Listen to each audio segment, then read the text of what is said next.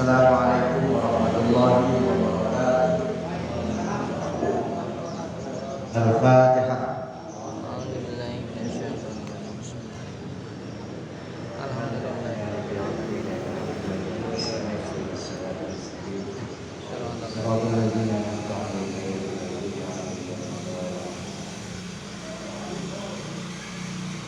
Surat Al-Baqarah ayat 54. Tiap malam Rebo diantaranya kita ngaji tafsir Jalalain. Jalalain. Iya, ada di juga. Kita ngaji santai, ngaji tafsir. Jadi lanjut sejarah lagi kan? Ayat 50. Jadi A'udzu billahi minasyaitonir rajim. Bismillahirrahmanirrahim. إذ قال موسى لقومه يا قوم إنكم ظلمتم أنفسكم باتخاذكم العجل فتوبوا إلى بارئكم فاقتلوا أنفسكم ذلكم خير لكم عند بارئكم فتاب عليكم إنه هو التواب الرحيم. Allah. Sebelumnya di ayat yang 40, di ayat yang ke-40 disampaikan, ya bani Israil adkuru ni'mati allati an'amtu 'alaikum wa anni faddaltukum 'alal 'alamin. Hei bani Israil, ingatlah kalian terhadap nikmat-nikmat yang telah aku berikan kepada kalian. Hendaknya kalian bersyukur atas nikmat-nikmat itu. Itu ayat 40. Tapi orang-orang Bani Israel di zaman Nabi Muhammad itu ketika diperintah oleh Allah untuk ingat terhadap nikmat-nikmat itu, jawabannya apa? Lah, nikmat kayak ente baik. Apa ente tahu terhadap nikmat-nikmat yang telah diberikan kepada Bani Israel nenek moyang kita itu? Itu jawaban orang-orang Bani Israel terhadap turunnya ayat ya Bani Israil adkuru ni'mati allati an'amtu 'alaikum wa anni faddaltukum 'alal 'alamin.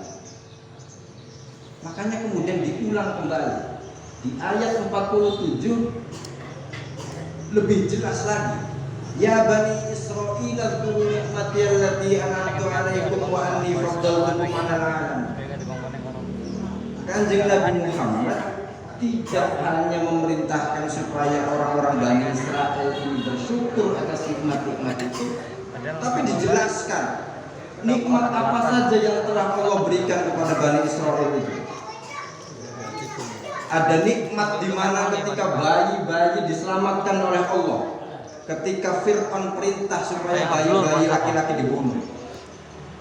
Ada nikmat di mana Bani Israel waktu itu diselamatkan oleh Allah ketika dikepung oleh pasukan Fir'aun sampai batas pantai dan sudah tidak bisa kemana-mana. Akhirnya kemudian Allah memecah lautan menjadi jalan, selamatlah. Itu nikmat. Nikmat di mana ketika Bani Israel diberi ampunan oleh Allah. Ketika orang-orang Bani Israel itu yang seharusnya menyembah Allah justru malah menjadikan sesembahan lain, yaitu sapi yang terbuat dari emas. Kemudian Allah memberikan makan. Nikmat di mana Allah waktu itu menurunkan Al-Furqan, yaitu kitab Taurat, sebagai pembeda antara yang hak dan yang batil, sebagai petunjuk dan pedoman hidup agar orang Bani Israel itu mendapatkan hidayah. Ini Kanjeng Nabi lebih detail lagi di dalam menjelaskan yang tadinya orang-orang Bani Israel itu mencemooh Kanjeng Nabi Muhammad lah, ngerti apa? Tapi kemudian turun ayat yang lebih jelas lagi, yaitu turunnya ayat yang ke-47, ya Bani Israil dan seterusnya. Wa idh najjaynakum min ali fir'auna yasumunakum dan seterusnya. Wa idh afauna ankum dan seterusnya. Ini memang Kanjeng Nabi itu kalau berbicara soal sejarah para pendahulu-pendahulunya, para nabi-nabi pendahulunya, itu detail. Kanjeng Nabi detail. Nah, kenapa Kanjeng Nabi bisa sedetail itu? Bisa mengetahui riwayat para nabi-nabi terdahulu. Nah, ini kalau kita ingat misalnya peristiwa Isra Mi'raj. Isra Mi'raj itu kan Kanjeng Nabi pertama diisrokan dari Masjidil Haram ke Masjidil Aqsa. Kemudian Mi'raj, naik ke Sidratul Muntaha. Nah, sebetulnya Mi'raj Kanjeng Nabi itu tidak sekedar Kanjeng Nabi untuk mendapatkan perintah sholat, enggak sekedar itu sebetulnya. Nah, cuman yang biasa disampaikan mubalik umumnya itu kan itu saja. Itu saja. Ada peristiwa Isra Mi'raj itu. Selain yang pertama adalah sebagai pelipur lara, karena Kanjeng Nabi ditinggal istrinya. Kemudian orang yang selama ini membackup dakwah dirinya, meskipun pada sampai akhir hayatnya tidak sampai masuk Islam. Akhirnya kemudian sebagai pelipur lara Kanjeng Nabi di Isra Mi'raj. Tapi sebetulnya tidak sekedar itu. Sebetulnya adalah bagaimana Kanjeng Nabi itu diterpa dalam rangka penajaman intelektual Kanjeng Nabi. Itu sebetulnya mempertajam intelektual Kanjeng Nabi. Jadi proses intelektual sebetulnya ini Kanjeng Nabi itu sebetulnya proses bagaimana mengintelektualkan Kanjeng Nabi. Di Mi'raj itu misalnya di langit pertama Kanjeng Nabi bertemu dengan Nabi Adam. Bertemunya Kanjeng Nabi Adam itu enggak kayak orang lewat mau ke Pandeglang, kemudian ada Nabi Adam di posisi mana lewat, itu enggak begitu. Kanjeng Nabi Muhammad itu bertemu dengan Kanjeng Nabi Adam, ada dialog, ada pertemuan, bukan sekedar jalan gitu, enggak begitu. Ada dialog dengan Kanjeng Nabi Muhammad. Bagaimana kemudian Kanjeng Nabi Adam bercerita kepada Nabi Muhammad ketika beliau berada di surga, ketika beliau diturunkan dari surga dan berada di, kemudian ketemu lagi dengan Nabi Idris, begitu juga cerita juga Nabi Idris. Ketemu Kanjeng Nabi Musa, begitu juga cerita juga. Bagaimana Kanjeng Nabi Musa itu susahnya menghadapi Bani Israel, itu diceritakan oleh Nabi Musa kepada Kanjeng Nabi Muhammad itu. Sebab begini, ujian Kanjeng Nabi Muhammad itu tidak pada hanya persoalan fisik saja. Misalnya kita mendengar Kanjeng Nabi lagi sholat di Ka'bah, kemudian ada orang yang melempar kotoran, itu ujian fisik. Kanjeng Nabi Muhammad itu selain ujian fisik juga diuji secara intelektual. Kayak tadi kayak misalnya ketika turunnya ayat ya Bani Israil dulu yang pertama, kemudian jawaban orang-orang Bani Israil, Ahmad, kamu ngerti apa soal nenek moyang kamu? Itu jawabannya begitu. Makanya kemudian dijawab dengan ayat yang 47, turun kembali ya Bani Israil, dijelaskan secara detail nikmat-nikmat apa saja yang telah diberikan.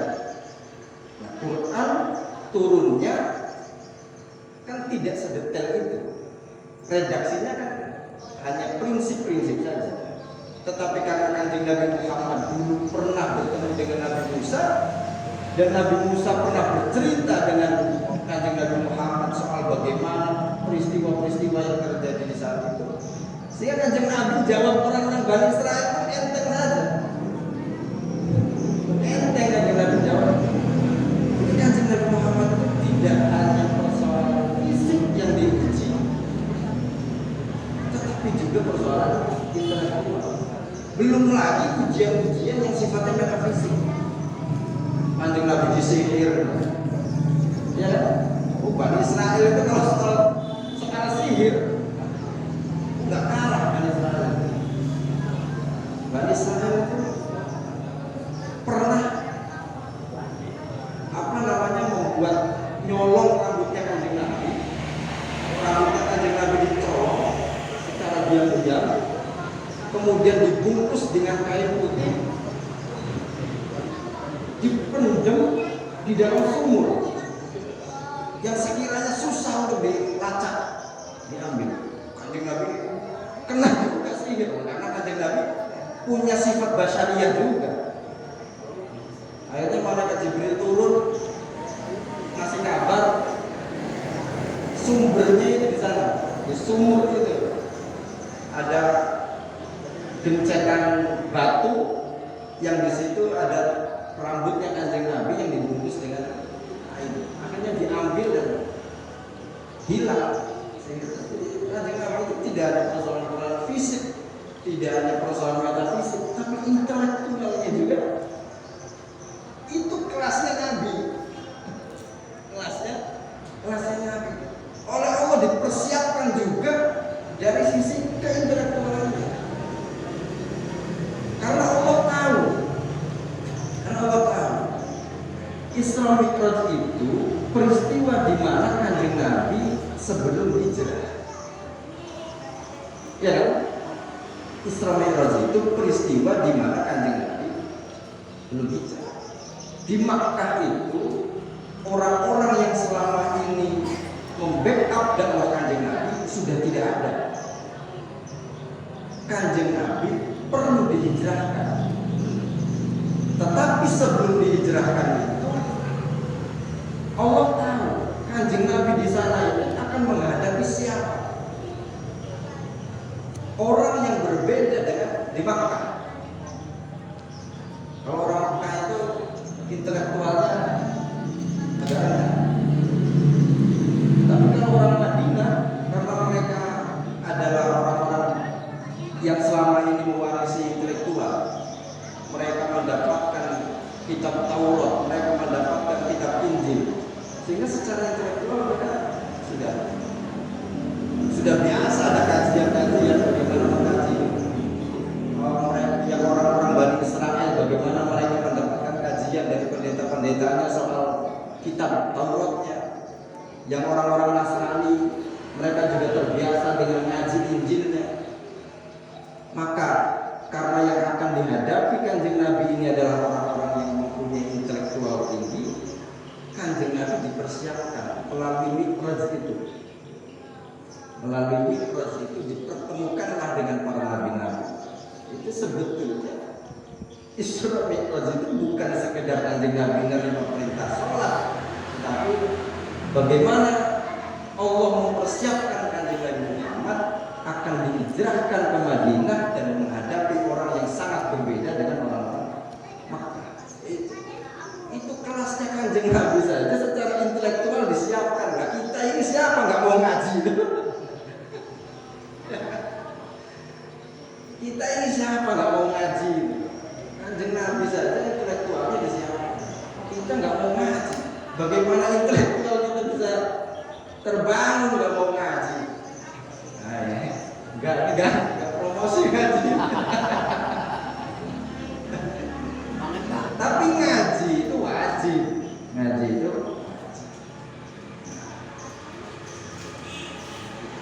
wa iqala Musa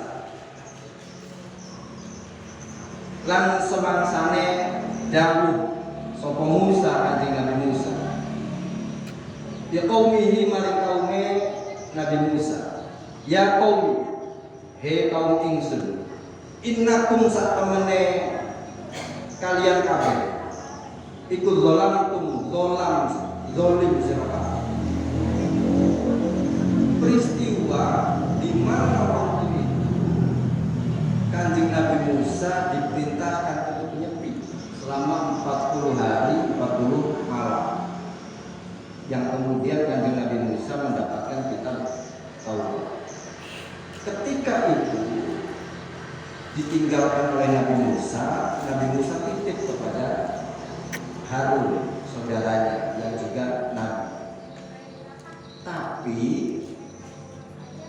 umatnya Kanjeng Nabi Musa ini zalim, malah membuat sesembahan selain Allah yang dipelopori oleh Musa Samiri. Jadi Musa Samiri itu nama orang munafik yang hidup di zaman Nabi Musa. Dia kemudian membuat sapi dari emas dijadikan sesembahan. Pengikutnya banyak. Umat Bani Israel yang ikut Nabi Musa itu jumlahnya ada 600.000. 600.000. Yang selamat dari kejaran Fir'aun itu 600.000 jumlahnya. Dari 600.000 itu hanya 12.000-nya yang tidak nyembah pedet, yang tidak nyembah sapi itu cuma 12.000. Berapa persen dari 600.000 umat Bani Israel itu? Hanya 20% yang saja. Gara-gara Samiri. Hanya 12.500 sekian. Ada 588-nya itu terbawa oleh pengaruh Musa Samiri. Sehingga kemudian Allah menghukum ketika kemudian Kanjeng Nabi Musa pulang. Ini dijelaskan. Ya, ini kata Kanjeng Nabi Musa kepada umatnya yang zalim itu, ya qaumi, hai kaumku, kalian telah zalim. Zalim itu di Al-Quran biasanya pertama karena melanggar hak orang lain. Itu kalau di Quran itu biasanya kalimat zalim itu digunakan untuk melanggar hak orang lain. Yang kedua, zalim itu karena sifat kejam. Fir'aun itu zalim karena sifat kejam. Kemudian zalim juga digunakan oleh Allah di Al-Quran itu digunakan untuk ketika seseorang senang dan suka melihat penderitaan orang lain, itu zalim. Jadi kalau sampai senang tangganya kelaparan, itu zalim. Kalau sampai kok diam saja melihat tangganya berbon, itu zalim. Itu betul. Jadi kalau kalian melihat ada tetangganya kok dolbon, itu zalim. Harus diingatkan, jangan dolbon. Zalim juga digunakan untuk abai terhadap keselamatan diri, tidak peduli dengan dirinya, itu zalim. Udut dolim. Abai terhadap kesehatan diri itu zalim. Jadi kalau misalnya Pak dokter ini mau nanti kalau menyampaikan lagi ada sosialisasi ya, bisa saya bantu carikan ayatnya bahwa menjaga kesehatan diri itu adalah bersikap yang sebenarnya, sementara bersikap abai terhadap kesehatan diri itu zalim. Ada lagi zalim itu di Quran itu bersikap melawan Allah, tidak mau menyembah Allah, membuat persekutuan, membuat sesembahan lain selain Allah, itu juga zalim. Seperti yang dilakukan oleh umatnya Nabi Musa ini, yang dilakukan oleh Bani Israel itu, makanya katakan Nabi Musa, ya qaumi innakum zalamtum, hai kaumku, sesungguhnya kalian telah berlaku zalim karena telah menjadikan sapi yang terbuat dari emas dijadikan sebagai sesembahan. Itu zalim. Zalimnya terhadap dirinya sendiri. Jadi Allah itu nggak peduli kalian mau nyembah atau tidak, itu nggak peduli. Sebab tidak berefek kepada Allah. tidak menyembah Allah ya kepada dirinya sendiri. Orang pada dirinya. Innakum zalamtum, sesungguhnya kalian zalim anfusakum terhadap diri kalian sendiri. Bittikhadikumul ijla, sebab oleh gawe sira kabeh al ijla ing sapi, sebab adanya kalian menjadikan sapi sebagai sesembahan itu sama artinya dengan kalian telah berbuat zalim terhadap diri kalian sendiri. Fatubu, maka tobatlah kalian ila barikum maring zat kang gawe sira kabeh. Nabi Musa mengingatkan kepada kaumnya agar jangan menjadikan sapi yang terbuat dari emas itu sesembahan. Tobatlah kalian kepada Allah yang menjadikan kalian sendiri. Ingat. Tapi bahkan juga akhirnya kemudian dihukum oleh Allah. Faktulu anfusakum, mongko padha mateni sira kabeh anfusakum ing awake kabeh. Zalikum kang mengkono iku khairul lakum luwih bagus inda barikum. Kalau punya mana tuh? Mungguwe datang gawe sira kabeh. Akhirnya kemudian dihukum dengan cara dibunuh orang-orang yang menyembah sapi tadi itu.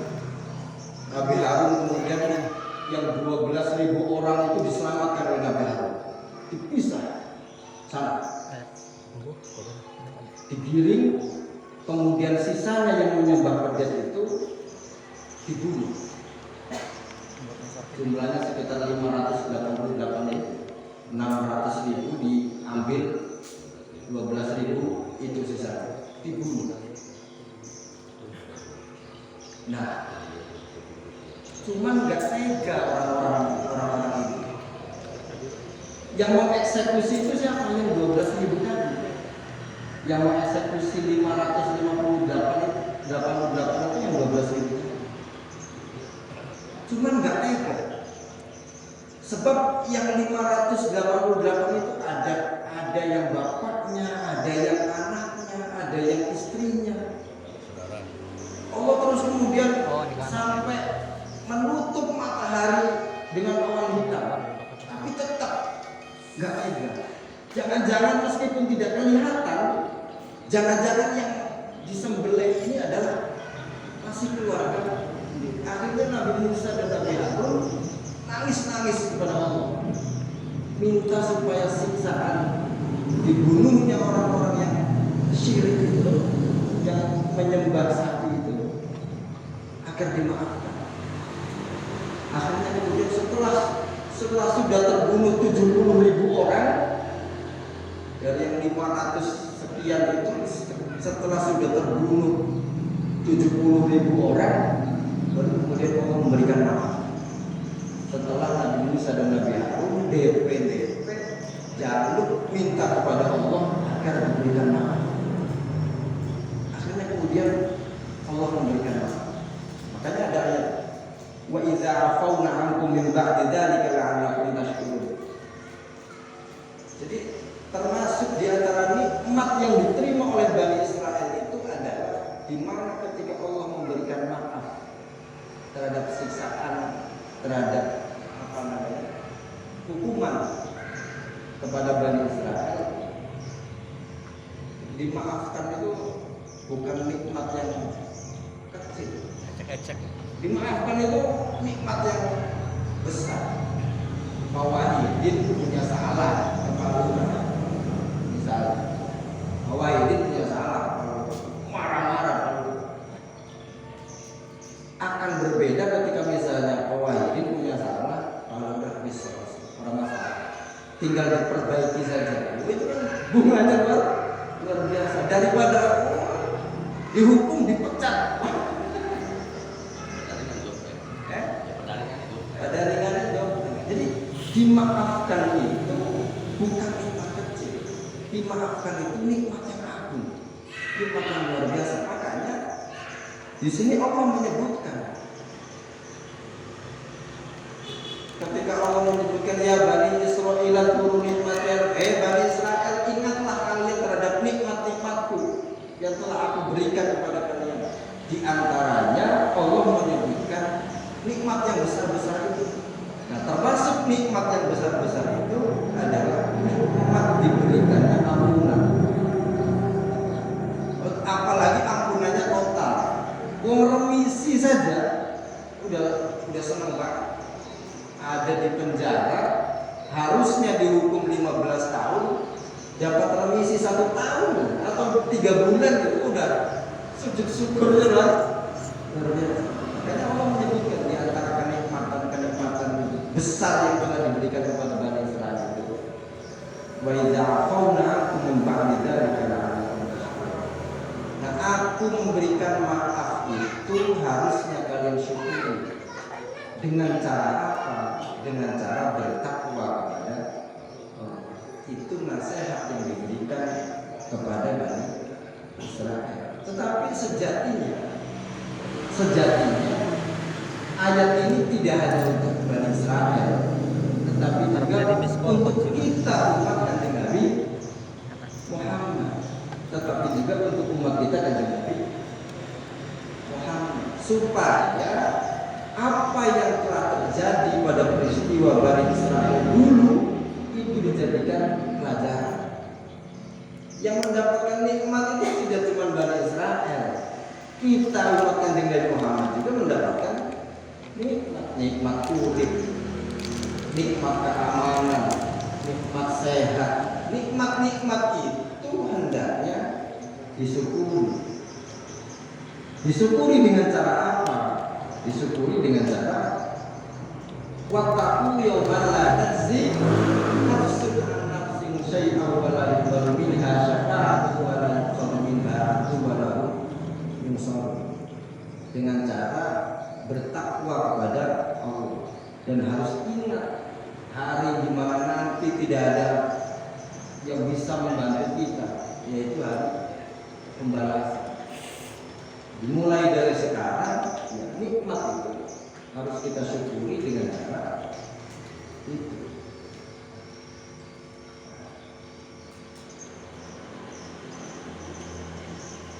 Ketika kemudian Allah menghentikan, sudah terlanjur 70.000 orang yang dihukum mati, kemudian fataba alaikum, Allah menerima tobatnya orang-orang Bani Israel. Allah menerima tobatnya Bani Israel karena doanya Nabi Musa dan Nabi Harun. Enggak tegar. Karena itu yang eksekusi itu kadang ada anaknya, kadang ada saudaranya sendiri. Nangis-nangis Nabi Musa. Orang yang mengeksekusinya juga begitu, nangis-nangis. Mengeksekusi itu sampai nangis-nangis. Kemudian Nabi Musa berdoa, bermunajat, Nabi Harun juga berdoa, bermunajat. Allah menerima Bani Israel. Innahu huwat tawwabur rahim. Allah itu zat yang maha menerima taubat dan maha kasih sayang. Ini Quran itu selalu konsisten. Biasanya kalau ada Allah menerima taubat, itu selalu diiringi dengan Ar-Rahim. Allah itu begitu Quran. Dimanapun dari awal, ketika ada Allah menerima taubat, itu pasti didampingi dengan Ar-Rahim. Nah, ada satu ketika ada saat ada orang datang ke Rasulullah, Kanjeng Nabi, saya ini sudah membunuh ratusan orang. Saya ini begal paling ganas. Tapi apakah saya bisa diterima taubatnya? Jawaban Kanjeng Nabi, maha kasih sayangnya Allah itu lebih luas timbang apa yang sudah kamu lakukan itu. Jadi alhamdulillah kita yang belum seperti itu jangan seperti itu. Jadi jangan dibalik. Jangan kita nunggu salah dulu kemudian masih ada kesempatan tobat. Toh Allah Maha Rahim, jangan begitu. Nyatanya yang sudah membunuh ratusan saja masih diterima tobatnya. Jangan begitu. Ada lagi yang datang begitu.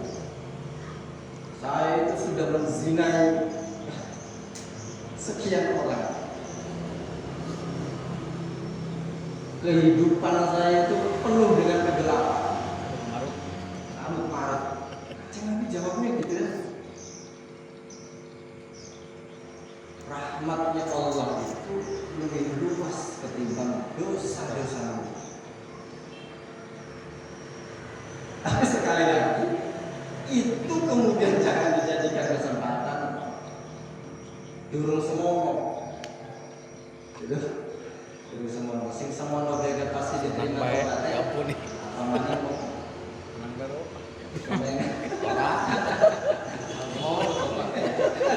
ada nunggu mati wong satu sedikit.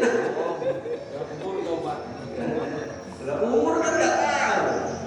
Umur itu kita nggak tahu. Ternyata ditunda-tunda, Allah tidak memberikan kesempatan waktu di mana kita bertobat. Wa idh qultum ya Musa. Lan semangsa ngucap sira kabeh ya Musa ya Nabi Musa. Ini susah banget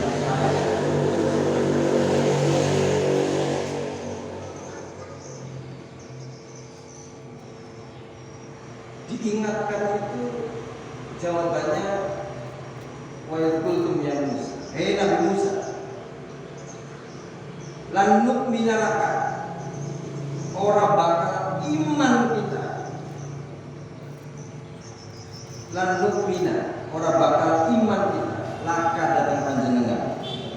Hatta narallaha, hingga weruh kita Allah ing Gusti Allah. Jahutan kelawan ngeden. Bani Israel itu sudah dimaafkan, sudah diberi kesempatan, tapi masih ngeyel. Apa katanya ketika itu kepada Nabi Musa? Nabi Musa, jika yang suwe-suwe kita orang percaya kalau sampean, kecuali sampean ngedengaken Gusti Allah secara jelas, bentuk lan rupa.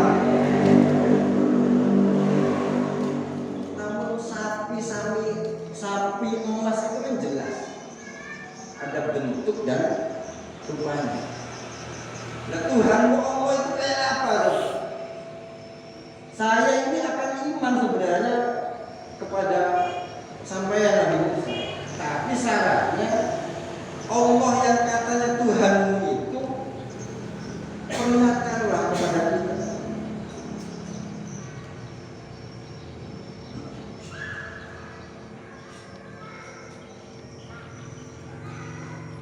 Itu ngeyelnya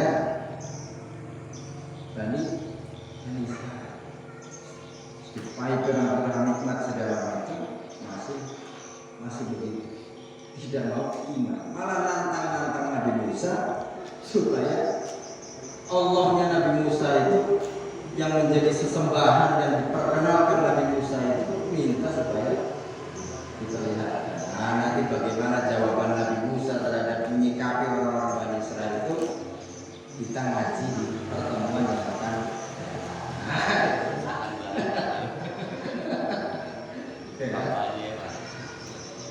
karena sudah jam 8 kurang 5 menit. Kalau saya sampaikan tuntas nanti nggak cukup. Jadi kita lanjutkan di pertemuan ngaji yang akan ngaji tafsir.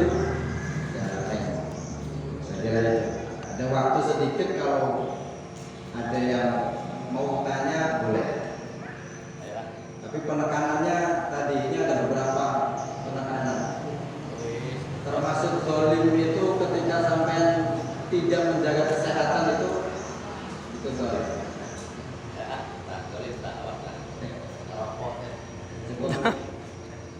Cukup ya. Alhamdulillah minasyaitonir rajim. Bismillahirrahmanirrahim. Alhamdulillahirabbil alamin. Hamdan yuwafiqu ni'amahu wa yuzidu Allahumma ij'al anfusana mutma'innatan fi qalbi wa qalbi qadar. Allahumma a'inna 'ala dhikrika wa syukrika wa husni ibadatik. Allahumma ij'alna wa ahlana wa auladana wa ashabana